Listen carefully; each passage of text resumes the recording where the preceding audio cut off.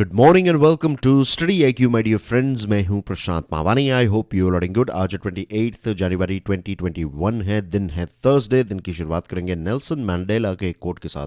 After climbing a great hill one only finds that there are many more hills to climb. एक जगह पर जब हमें success मिल जाती है तब हमें रियलाइज़ होता है कि ये तो सिर्फ एक शुरुआत है। अभी बहुत सारे ऐसे एरिया हैं, बहुत सारी ऐसी चीज़ें हैं जिसमें हमें और काम करना है और मेहनत करनी है और ज़्यादा विजय प्राप्त करने हैं।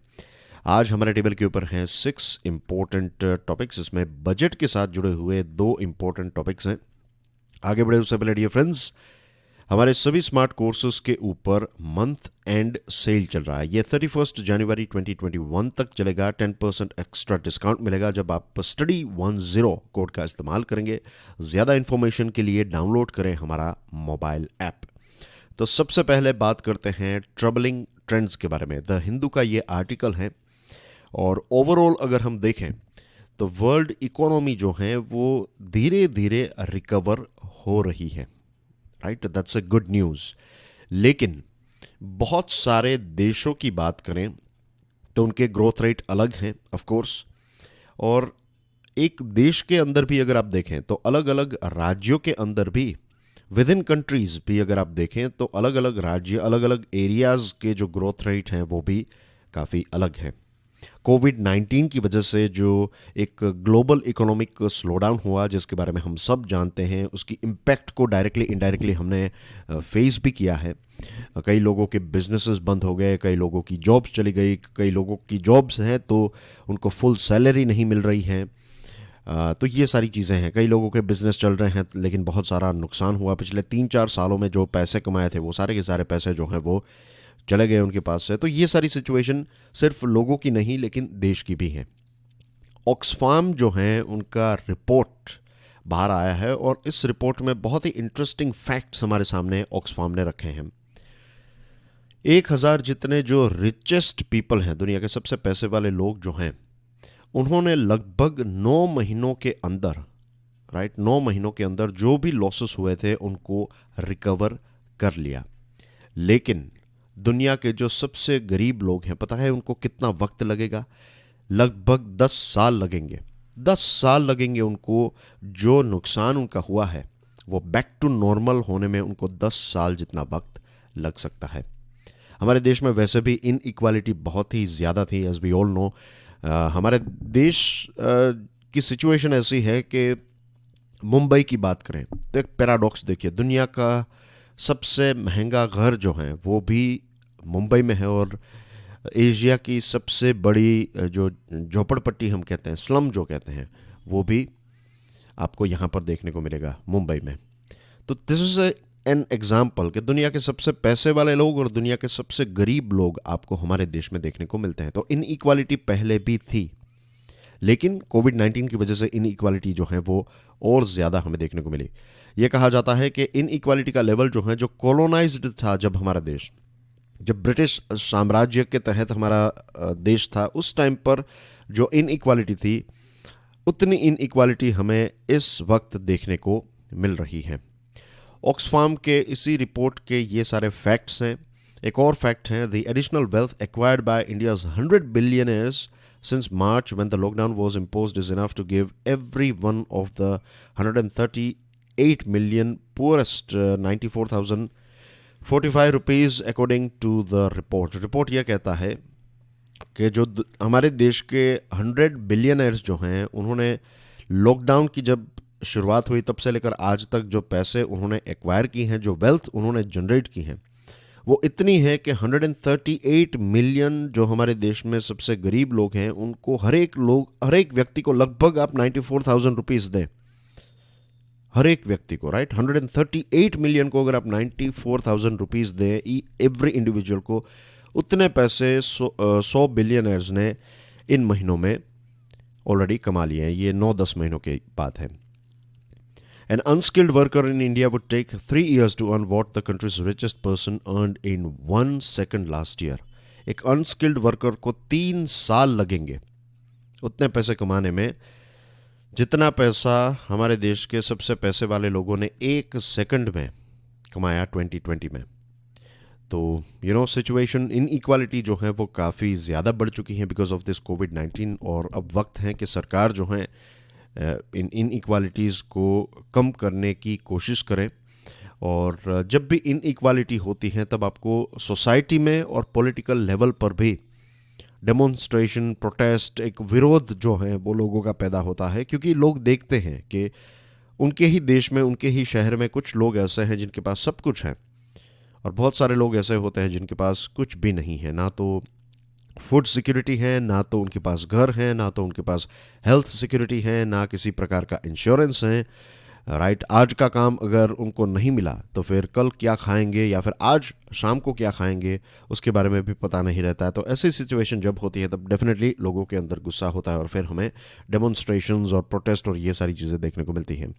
अच्छी बात यह है कि जो वर्ल्ड इकोनॉमिक फोरम है, इस वीक में जो थीम रखी गई है वो है the great reset. The great reset जो है उसमें ये कहा है कि एक ऐसी अर्थव्यवस्था, एक ऐसे समाज का निर्माण किया जाए जो ज़्यादा फेयर हो, जो ज़्यादा इक्वल हो, सस्टेनेबल हो, और फ्यूचर में आने वाले चैलेंजेस को हम फेस कर सके, ऐसा हो। लेकिन अब देखना ये होगा कि क्या ये सिर्फ डायलॉग्स होंगे या फिर रियलिटी में भी इस प्रकार के बदलाव हमें देखने को मिलेंगे। मूविंग ऑन डियर फ्रेंड्स, आगे बढ़े उससे पहले अगर आज के लेक्चर की पीडीएफ को डाउनलोड करना चाहते हैं then check out my Telegram channel. You can follow me on Facebook, Twitter, Instagram.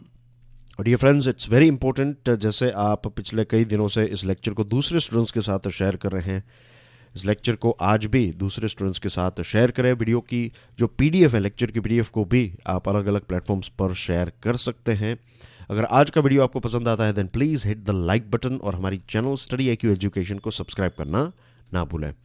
फिर 2 आर्टिकल्स हैं, एक टाइम्स ऑफ इंडिया से हैं, तो सबसे पहले इस आर्टिकल को डिस्कस कर लेते हैं। ये दोनों आर्टिकल्स जो हैं वो बजट के साथ जुड़े हुए हैं। नेक्स्ट वीक बजट जो है वो निर्मला सीतारमन जी प्रेजेंट करेंगे। आपके लिए एक छोटा सा इजी क्वेश्चन है कि निर्मला सीतारमन जी का एज ए फाइनेंस मिनिस्टर ये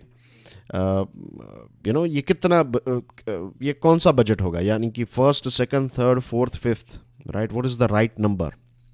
तो stick your answer in the comment section. I am sure ये एक बहुत ही ईजी प्रश्न मैंने पूछा है, लेकिन just to activate you guys, अगर आपको थोड़ी बहुत नींद आ रही है अर्ली मॉर्निंग तो ये क्वेश्चन से शायद आपका दिमाग जो है वो ट्रिगर करे। ओके, अब टैक्स स्ट्रक्चर की बात करें तो कोविड-19 की इम्पैक्ट जो हुई, राइट, इकोनॉमी जब लॉकडाउन हो गई, या फिर देश जब लॉकडाउन हो गया तो इकोनॉमी भी लॉकडाउन हो गई, तो ट्रांजैक्शंस जो हैं वो नहीं होंगे। तो ट्रांजैक्शंस नहीं होंगे, आप जितने भी ट्रांजैक्शंस करते हैं सभी ट्रांजैक्शंस में डायरेक्टली, इनडायरेक्टली, इनडायरेक्ट टैक्स तो होता ही है। फॉर एग्जांपल, अगर आप एक बिस्किट का पैकेट भी खरीदते हैं तो उसमें भी इनडायरेक्ट टैक्स है। आप फ्यूल, आपके मोटरसाइकिल में, आपकी कार में जब आप फ्यूल रिफिल करवाते हैं तब भी उसमें टैक्स आप पे करते हैं, पेट्रोल डीजल के ऊपर टैक्स है। आप इलेक्ट्रिसिटी को इस्तेमाल कर रहे हैं then as well you are paying tax. तो हर जगह पर वी अगर आप स्टूडेंट हैं, लेट्स से आप कोई इनकम जनरेट नहीं कर रहे हैं, तो क्या इसका मतलब ये है कि आप टैक्स नहीं पे कर रहे हैं? Yes, you are paying tax. आप बहुत सारी चीज़ें, बहुत सारी सर्विसेज परचेज करते हैं, आप मोबाइल का रिचार्ज करवाते हैं, उसमें भी टैक्स है। तो आप में, हम सब इनकम जनरेट कर रहे हैं नहीं कर रहे हैं, वी ऑल पे टैक्स। लेकिन ट्रांजैक्शंस जब कम हो जाएंगे तो ओवरऑल गवर्नमेंट को टैक्स भी कम मिलेगा। तो गवर्नमेंट ने क्या किया, गवर्नमेंट ने फ्यूल के ऊपर जो टैक्सेस हैं वो उसके ऊपर एक जोर रखा, क्योंकि फ्यूल का कंजम्पशन हो रहा था, बाकी सारी चीज़ों का कंजम्पशन कम हो गया, फ्यूल का भी कम हो गया था। लेकिन उसके बाद फ्यूल एक ऐसा प्रोडक्ट है जिसके ऊपर गवर्नमेंट ने ज़्यादा से ज़्यादा टैक्स कलेक्ट करने की कोशिश की है, और इसमें बहुत सारे लोगों ने विरोध भी किया है। लेकिन गवर्नमेंट के पॉइंट ऑफ व्यू से देखें तो इसमें उनके पास और कोई बेटर ऑप्शन भी नहीं था। तो अब फ्यूल टैक्सेस को भी थोड़ा कम करने की आवश्यकता है। इससे इन्फ्लेशन जो है वो कम होगा, क्योंकि सारी चीज़ें, अब फ्रूट्स, वेजिटेबल्स, खाने पीने की चीज़ें, दूसरे सामान को यहाँ से वहाँ भेजने के लिए वी यूज़ ट्रांसपोर्टेशन, और उसके लिए आपको चाहिए फ्यूल। तो फ्यूल का कॉस्ट अगर ज़्यादा होगा तो ट्रांसपोर्टेशन का कॉस्ट भी ज़्यादा होगा, तो ओवरऑल फाइनल प्रोडक्ट जो है उसकी कीमत भी इंक्रीज़ हो जाएगी, तो महंगाई बढ़ेगी। तो महंगाई को कम करने के लिए फ्यूल के ऊपर टैक्सेस जो है उसको कम करने की आवश्यकता है। इससे क्या होगा कि जब भी कोई चीज़ की कीमत कम होती है तो उसकी डिमांड बढ़ जाती है, तो ज़्यादा ट्रांजैक्शंस होंगे तो ज़्यादा टैक्स भी सरकार को मिलेगा। फ्यूल में से टैक्स कम मिलेगा, लेकिन बहुत सारी कंपनीज के प्रोडक्ट मार्केट में ज़्यादा बिकेंगे तो सरकार को उनसे भी टैक्स मिलेगा। और बहुत सारे लोगों की जॉब्स और बिजनेसेस जो हैं वो चलते रहेंगे। This is just like one step.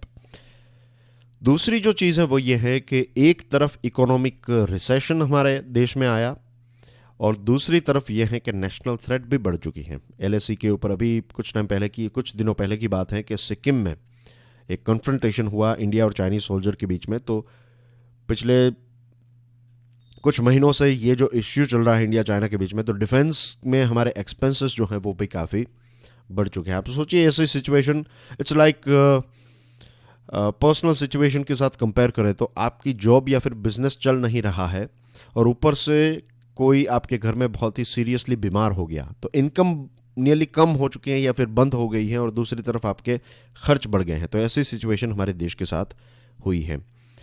Direct taxation की बात करें, डायरेक्ट टैक्सेशन यानी कि जो इनडायरेक्ट टैक्स जो हम प्रोडक्ट्स और सर्विस खरीदते हैं, डायरेक्ट टैक्स यानी कि आपकी कंपनी प्रॉफिट करती है तो उसके ऊपर जो टैक्स पे करना है, आपकी इनकम जो है उसके ऊपर आप टैक्स पे करते हैं, that is called direct tax. तो डायरेक्ट टैक्स में 2019 में सरकार ने जो कंपनीज को टैक्स पे करना है, 2019 में, लेट 2019 में भारत सरकार ने कॉरपोरेट टैक्स को कम किया। जो ईस्ट एशियन देश हैं जिसमें वियतनाम, फिलीपाइंस, मलेशिया, इंडोनेशिया, ये सारे देशों में जो टैक्स लेवल हैं उस टैक्स लेवल को मैच करने की हमने कोशिश की। तो इसको और हमें कंटिन्यू रखना पड़ेगा क्योंकि जितना कम टैक्स आप रखेंगे कॉरपोरेट टैक्स, तो उतनी नई कंपनीज आपके वहाँ पर बिजनेस करने के लिए आ सकती हैं। इंडिविजुअल्स की बात करें तो इंडिविजुअल्स के ऊपर जो टैक्स ब्रैकेट हैं, 30% वाला टैक्स ब्रैकेट, ये सारे ब्रैकेट्स बहुत ही ये काफ़ी हाई टैक्स हैं। तो सरकार इसको जब कम करेगी तो होगा ये कि लोगों के हाथ में पैसे रहेंगे। I'll give you one more example, ये इंपॉर्टेंट है, बहुत सारे कॉन्सेप्ट्स मैं यहाँ पर क्लियर करवाने की कोशिश कर रहा हूँ। लेट्स से आपकी इनकम 5 लाख रुपए है। जस्ट इमेजिन कि 5 लाख के ऊपर हर साल आप 50,000 रुपये टैक्स पे करते हैं। ओके, तो आपके हाथ में कितने पैसे रहे? 4,50,000। तो बाकी ये 4,50,000 में आप पूरा साल जो है वो मैनेज करते हैं। लेकिन जो 50,000 टैक्स पे करते हैं उसको कम करके सरकार ने सिर्फ 10,000 कर दिया। तो आपके पास एंड ऑफ द ईयर कितने पैसे टोटल एक साल में आपके पास रहेंगे? 4,90,000 रुपीज़। पहले कितने रहते थे आपके पास? 4,50,000, इज़न्ट इट? तो अब यहाँ पर 40,000 एक्स्ट्रा आपके पास रहेंगे क्योंकि सरकार ने टैक्स को सिर्फ 10,000 रुपये कर दिया है। तो ये 40,000 रुपये क्या करेंगे? या तो आप अपने बैंक में रखेंगे तो बैंक के पास पैसे आएंगे, बैंक उन पैसों का इस्तेमाल जो है वो लोन देने के लिए कर सकती है, या फिर आप टीवी खरीदेंगे, मोबाइल फ़ोन खरीदेंगे या कपड़े खरीदेंगे, बच्चों के एजुकेशन के लिए ट्यूशन्स रखवाएंगे, whatever it is, right? तो आपके पास जब इंडिविजुअल्स के पास पैसे रहते हैं तो वो इन पैसों का कोई ना कोई इस्तेमाल करते हैं, तो ये पैसे इकोनॉमी में ही जाते हैं। तो दैट इज़ ऑल्सो गुड। ज़्यादा ट्रांजैक्शंस होंगे, अगेन ज़्यादा सरकार को फ़ायदा होगा। फिर सरकार को ये बजट में इंफ्रास्ट्रक्चर के ऊपर भी जोर देने की आवश्यकता है। इसके लिए इंफ्रास्ट्रक्चर बॉन्ड्स को क्रिएट किया जा सकता है। लॉक इन पीरियड हो सकता है कि आपने इंफ्रास्ट्रक्चर बॉन्ड्स में 3 सालों के लिए पैसे इन्वेस्ट किए, तो 3 सालों तक आप ये पैसे को वापस नहीं ले पाएंगे। लेकिन ऐसे 5,000, 10,000, 1 लाख, ऐसे लाखों करोड़ों लोगों के ऐसे 10,000 अगर आप मिला लें तो कितने सारे पैसे जो हैं वो सरकार के पास आएंगे और इनका इस्तेमाल हम इंफ्रास्ट्रक्चर के लिए, नए ब्रिजेस बनाना, नए हॉस्पिटल, स्कूल्स, रोड्स एक्सेट्रा, नए इंडस्ट्रियल पार्क्स बनाने में इनका इस्तेमाल किया जाएगा। जॉब्स जनरेट होगी, बिजनेस जनरेट होगा एक्सेट्रा। फिर हाई टैरिफ यानी कि इंपोर्ट ड्यूटी, एक्सपोर्ट ड्यूटी, ये चीज़ें नहीं होनी चाहिए फ़िलहाल, क्योंकि इससे होगा ये कि हमारी कंपनीज, भारत की, हम हमारे देश को आत्मनिर्भर बनाना चाहते हैं, तो ऐसा ज़रूरी नहीं है कि सारे के सारे प्रोडक्ट्स हम हमारे देश में ही पैदा करेंगे। कुछ ऐसे प्रोडक्ट्स हैं जो कोई और देश पैदा कर रहा है, तो इट इज़ ईजी कि हम वहाँ से डायरेक्टली उस चीज़ को यहाँ पर ख़रीद लें और यहाँ पर उस प्रोडक्ट का कुछ इस्तेमाल किया जा सकता है और नया एक प्रोडक्ट बनाया जा सकता है और उस प्रोडक्ट को भारत में या फिर दूसरे देशों में आप बेच सकते हैं, या फिर दोनों, हमारे देश के लिए और दूसरे डोमेस्टिक और इंटरनेशनल मार्केट के लिए बना सकते हैं। तो अगर इंपोर्ट ड्यूटी हाई होगी तो फाइनली कॉस्ट भी उतना ज़्यादा बढ़ जाएगा उस प्रोडक्ट का। फिर आप उसको एक्सपोर्ट करने के लिए जाएंगे तो पता चलेगा कि ड्यूटी की वजह से वो प्रोडक्ट चाइना 10 रुपये में बेच रहा है, हम उस प्रोडक्ट को 12 रुपये में बेच रहे हैं। क्वालिटी दोनों की सेम है, तो लोग कौन सा प्रोडक्ट खरीदेंगे? Chinese product. तो यहाँ पर अगर हमें ग्लोबल वैल्यू चेन का पार्ट बनना है तो सरकार को टैरिफ के ऊपर भी ध्यान देना होगा। Government can cut back on unproductive subsidies, जो अनप्रोडक्टिव सब्सिडीज हैं उनको बंद किया जा सकता है, और उसमें से जो पैसे बचेंगे उन पैसों का इस्तेमाल हम कैपिटल एक्सपेंडिचर या फिर दूसरे खर्च के लिए सरकार यूज़ कर सकती हैं, जिससे इकोनॉमिक एक्टिविटीज़ को बूस्ट मिले। और जितना ज़्यादा, जैसे मैंने आपको अभी एग्जांपल दिया कि जितना ज़्यादा जितनी ज़्यादा ट्रांजैक्शंस होंगे, जितनी ज़्यादा इकोनॉमिक एक्टिविटीज़ होगी, उतना ही रेवेन्यू सरकार के लिए भी इंक्रीज़ होगा, क्योंकि हर एक चीज़ के ऊपर टैक्स है। फिर मिलेनियम पोस्ट का एक आर्टिकल है बजट ऑफ होप, यहाँ पर ये कहा है कि एक ड्रीम बजट हमें चाहिए। 1991 में जो क्राइसिस आई थी, बैलेंस ऑफ पेमेंट की क्राइसिस, और 1979 में पहली बार हमने देखा कि हमारी इकोनॉमी जो है वो नेगेटिव ग्रोथ को रजिस्टर किया था। अब ये बताया जा रहा है कि इस टाइम पर, इस साल 2021,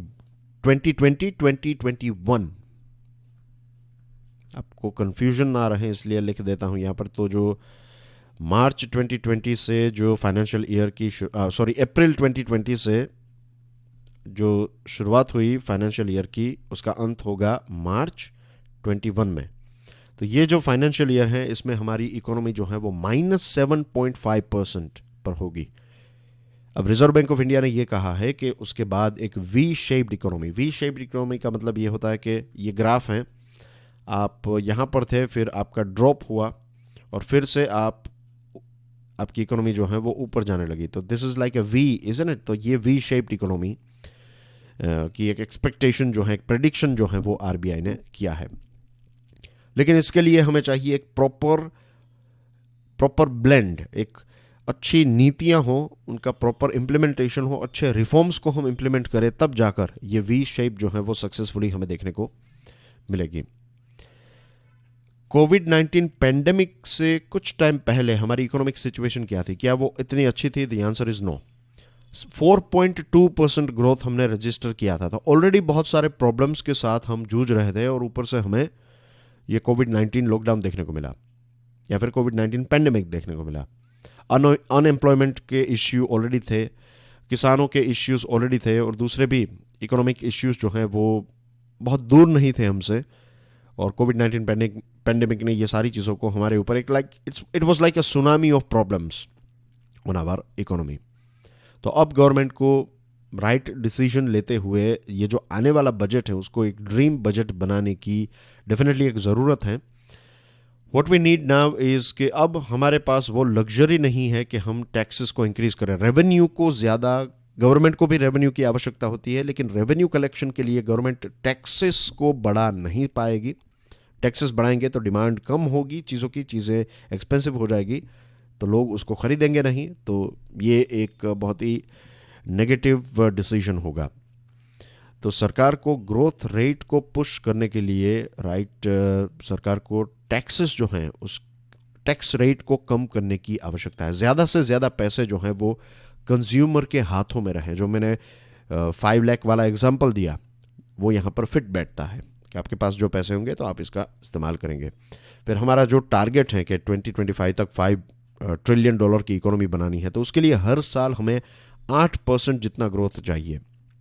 और आज जहाँ पर हैं, आई वुड से कि एक एजुकेटेड गेस ये है कि डबल डिजिट 8%, तो जब हम 4.2 पर थे उस टाइम पर बात हो रही थी 8% की। अभी तो जो लॉस हुआ है तो 10% प्लस, जिसको हम कहते हैं double digit growth.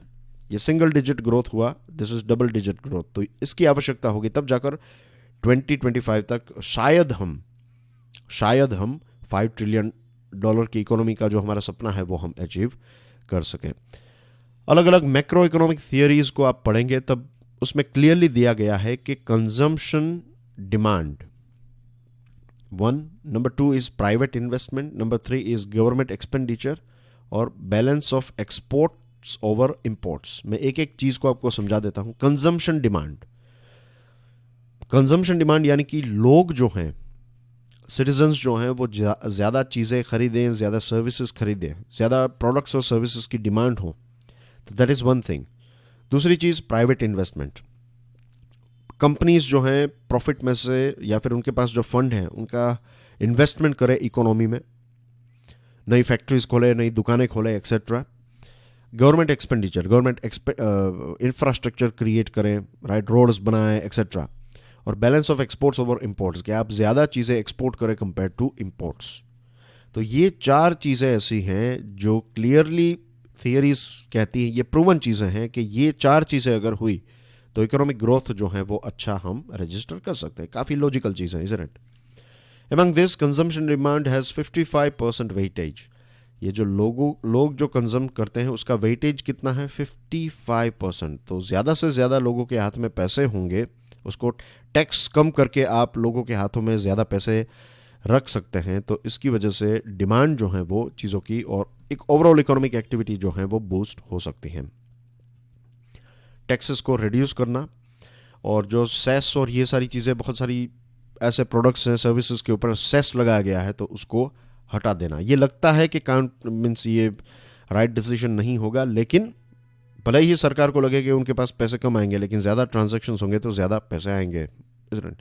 Ease of doing business को जेन्यूनली एक वर्ल्ड बैंक का जो रिपोर्ट आता है कि आपको पता है वो सिर्फ मुंबई और दिल्ली को एनालाइज किया जाता है, लेकिन हमारे बहुत सारे ऐसे राज्य हैं, बहुत सारे ऐसे शहर हैं जहाँ पर परफॉर्मेंस काफ़ी अच्छा है। लेकिन लैंड की बात करें, ज़मीन खरीदने में आज भी बहुत वक्त लगता है, लेबर के साथ जुड़े हुए इश्यूज़, दूसरे ऐसे इश्यूज़ हैं जिनको हमें जेन्यूनली सॉल्व करना होगा। फॉर एग्जांपल, अगर कोई केस होता है, आपने किसी कंपनी के साथ कॉन्ट्रैक्ट किया और वो कंपनी कॉन्ट्रैक्ट को फॉलो नहीं कर रही है, तो आप केस करेंगे तो 3, 4, 5 साल लग जाएंगे।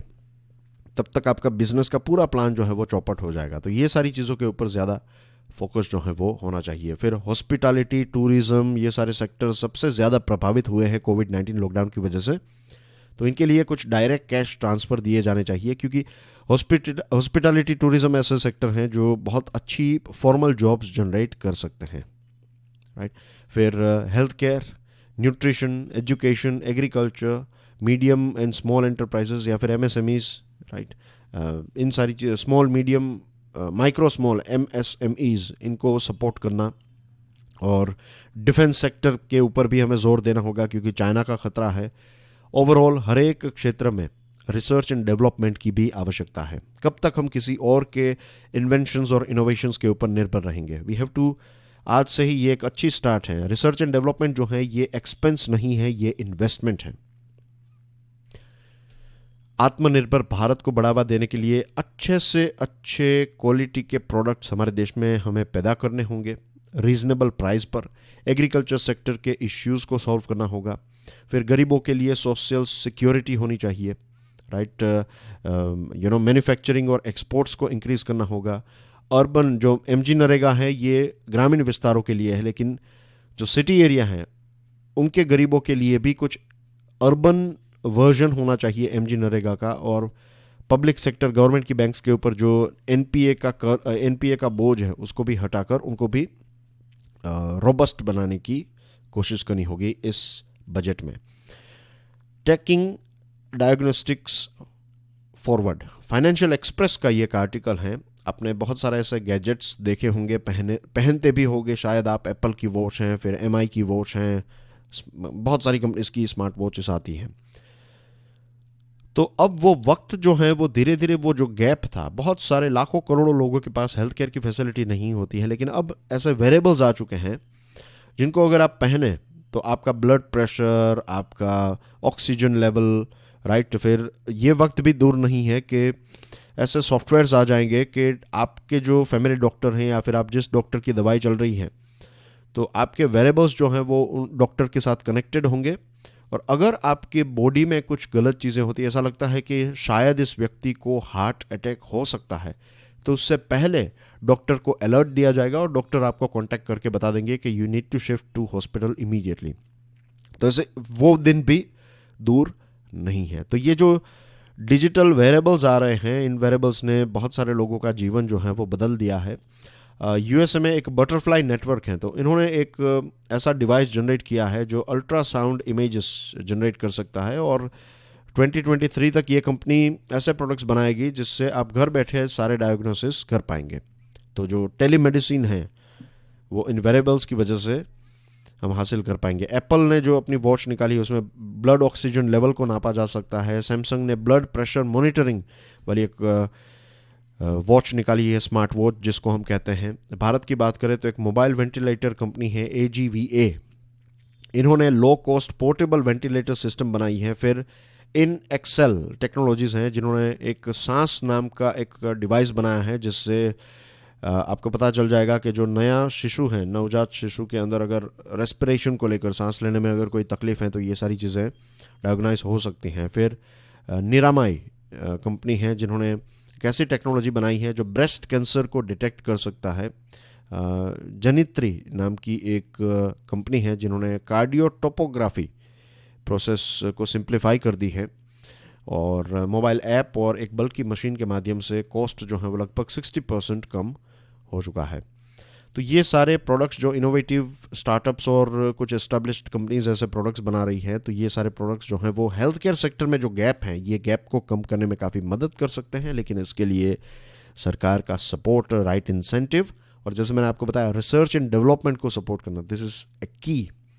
इससे हम चीज़ों को बदल सकते हैं। वो वक्त भी दूर नहीं है कि आप अपने घर पर बैठकर दुनिया के किसी भी अच्छे डॉक्टर की अपॉइंटमेंट लेकर उनको पैसे ऑनलाइन पे कर सकते हैं। डॉक्टर आपको कह सकते हैं कि ये चीज़ें हो रही हैं तो आप इतने टेस्ट करवा लीजिए, उसमें से बहुत सारे टेस्ट आपके घर पर ही हो जाएंगे बिकॉज ऑफ योर वेरेबल्स। सारा रिपोर्ट डॉक्टर के पास जाएगा, डॉक्टर दवाई और जो नेसेसरी चीज़ें हैं वो आपको बता देंगे, राइट। और अगर कोई लेट्स से आपको हॉस्पिटल में विजिट की आवश्यकता है तो फिर आप नज़दीक के हॉस्पिटल में भी जा सकते हैं। मॉनिटरिंग ओवरऑल जो है वो वही डॉक्टर करेंगे जो आपको पसंद है। तो ये सारी चीज़ें टेक्नोलॉजी की वजह से हो सकती हैं और होगी भी in near future. A versioning dynamic, ये चाइना और इंडिया के बीच में जो लेटेस्ट सिक्किम बॉर्डर के ऊपर क्रैश हुआ, इसमें कोई कैजुअलिटी यानी कि कोई बैटल कैजुअलिटी, कोई किसी हमारे सोल्जर की मृत्यु नहीं हुई है, ना तो चाइनीज सोल्जर की मृत्यु हुई, लेकिन इंजरीज दोनों तरफ रिपोर्ट की गई थी। ये कन्फ्रंटेशन जो है, ये जो झगड़ा है, ये जो लड़ाई है, ये चलती, it's like a chewing gum, आप जितना खींच रहे हैं उतना वो लंबा होता ही जा रहा है।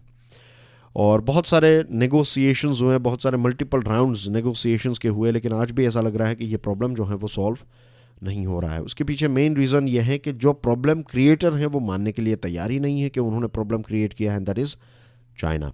चाइना ने इस प्रकार की टैक्टिक्स, ये जो चाइना की टेक्निक है, उन्होंने दूसरे अपने नेबर्स के साथ भी, चाइना लगभग 14-15 देशों के साथ अपनी बॉर्डर शेयर करता है। तो चलिए आपके लिए एक प्रश्न भी है, अपनी एटलास निकालिए और ऑब्जर्व कीजिए चाइना को। मैं लैंड बाउंड्री की बात कर रहा हूँ। चाइना कितने देशों के साथ लैंड बाउंड्री शेयर करता है? मुझे 14, 15, 16 या नंबर में इंटरेस्ट नहीं, आई वॉन्ट द नेम्स, मुझे नाम चाहिए। तो बताइए सभी उन देशों के नाम जिनके साथ चाइना अपनी बॉर्डर शेयर करता है। इसमें भारत का नाम भी आपको ऐड करना है। Stick your answer in the comment section. ये एक्सरसाइज करने में आपको लगभग 5 या 10 मिनट लगेंगे, लेकिन जस्ट इमेजिन कीजिए कि नेक्स्ट टाइम ये टॉपिक जब आपके सामने आएगा तो पूरा मैप जो है वो आपके दिमाग के अंदर, आपका दिमाग जो है वो आपको डिस्प्ले करेगा कि इतने सारे देशों के साथ चाइना अपनी बॉर्डर शेयर कर रहा है। तो दूसरे नेबर्स जो हैं, सभी पड़ोसी के साथ चाइना के लैंड डिस्प्यूट रहे हैं। बहुत सारे देशों के साथ सॉल्व हो चुके हैं और बहुत सारे देशों के बारे में चाइना ये कहता है कि सॉल्व हो गया, लेकिन रियलिटी में वो सॉल्व नहीं हुए हैं। China had promised to resolve its dispute with neighbours through peaceful negotiation. China ये कहता है कि हम शांति से ये सारे प्रॉब्लम को सॉल्व करेंगे, लेकिन रियलिटी ये नहीं है, कहता कुछ और है, करता कुछ और है। भारत के लिए चिंता का विषय यह है कि चाइना की जो जीडीपी है वो हमारी जीडीपी से 5 गुना ज़्यादा बड़ी है। वो ज़्यादा खर्च कर सकते हैं, लेकिन हमारे सोल्जर्स उतने ही ताकतवर हैं। माओ के टाइम पर, जो उनके एक समय पर लीडर थे, तो माओ के टाइम पर, वी आर टॉकिंग अबाउट आज से 6 दशक पहले की बात है, लगभग 6 दशक पहले चाइना एक गरीब देश था, लेकिन आज शी जिनपिंग का वक्त है और चाइना एक नियरली सुपर पावर बन चुका है। तो भारत के लिए चैलेंजेस जो हैं वो होंगे, लेकिन अब हम क्या करें, हम बैठ तो नहीं सकते, right. You can not sit down. ऐसे अगर नेबर हैं तो अगर आप बैठ जाएंगे तो वही तो वो चाहते हैं, तो we can not do it. लेकिन इसके लिए economic development, R&D, defence products को अपग्रेड करना, एक long term strategy, short, medium और लॉन्ग टर्म स्ट्रेटेजी को ध्यान में रखते हुए भारत को स्टेप्स उठाने होंगे।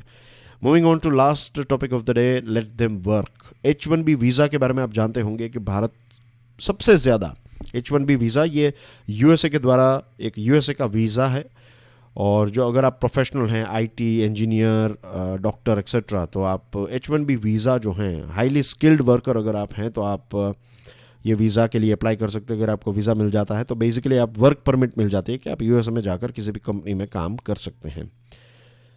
तो H1B वीज़ा के साथ एक दूसरा वीज़ा दिया जाता है, इसको कहते हैं H4, नॉट दिया जाता है but you have to apply for it. कि लेट्स से हस्बैंड जो हैं उनको H1B वीज़ा मिला, तो वाइफ जो हैं उनको H4 वीज़ा के लिए अप्लाई कर सकते हैं। तो जो स्पाउस यानी कि वाइफ जो हैं उनको भी काम करने की परमिशन, भले ही वो हस्बैंड की तरह इंजीनियर डॉक्टर ना हो, लेकिन अगर उनको लेट्स से ग्राफिक डिज़ाइनिंग आता है या फिर कोई भी दूसरा टैलेंट और स्किल है उनके अंदर, तो वो यूएसए में ऑफिशियली काम कर सकते हैं।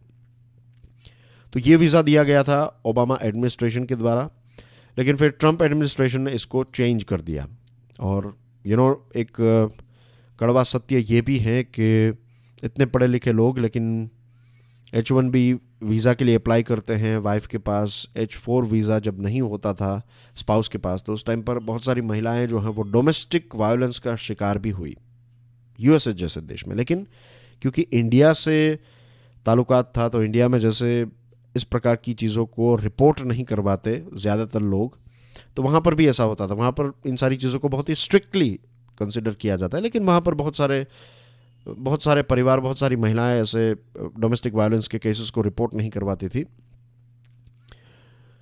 तो H4 वीज़ा के आने से क्या हुआ कि वो फाइनेंशियली इंडिपेंडेंट हुई, ये सारी चीज़ें हुई। और जब भी केस वेस होता है तो फिर हस्बैंड को जेल में डाला जाएगा, तो फिर इनकम का क्या होगा, ये सारे इश्यूज भी रहते थे।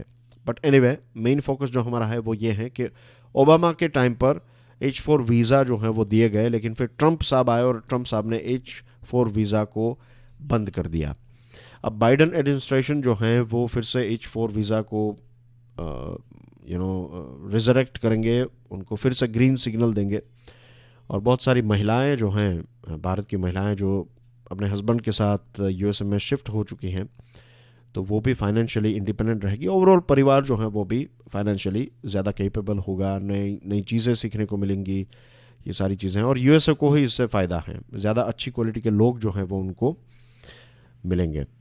तो इट्स अ गुड थिंग। और गवर्नमेंट भी चाहेगी, भारत सरकार भी चाहेगी कि यूएसए की सरकार जो है वो H1B वीज़ा के साथ साथ H4 वीज़ा भी प्रोवाइड करें। तो आई एम श्योर बाइडन एडमिनिस्ट्रेशन जो है इस चीज़ के ऊपर जो बताया है कि they are going to restart it, तो that's a win win for both nations और लोगों के लिए भी। And that's everything from my side dear friends. ये हैं कुछ न्यूज़ आइटम्स, प्लीज़ PDF को डाउनलोड करने के बाद इनको देख लीजिएगा। We are preparing for UPSC, तो UPSC के लिए जो स्मार्ट कोर्स हैं इसके ऊपर भी 10% एक्स्ट्रा डिस्काउंट चल रहा है। ये मंथ एंड सेल है, make the most out of it. 31 जनवरी इसकी लास्ट डेट है। तो अगेन डियर फ्रेंड्स, अगर आज का वीडियो पसंद आया है तो please don't forget to hit the like button. जो मैंने आपको प्रश्न पूछे हैं उनके जवाब कमेंट सेक्शन में ज़रूर दीजिएगा, और हमारी चैनल को सब्सक्राइब करना ना भूलें। वीडियो को ज़्यादा से ज़्यादा स्टूडेंट्स के साथ जितने प्लेटफॉर्म्स पर हो सके शेयर कीजिए। Right, we can together make a difference, और we can together make this series much larger. Thank you very much. God bless you all. जय हिंद।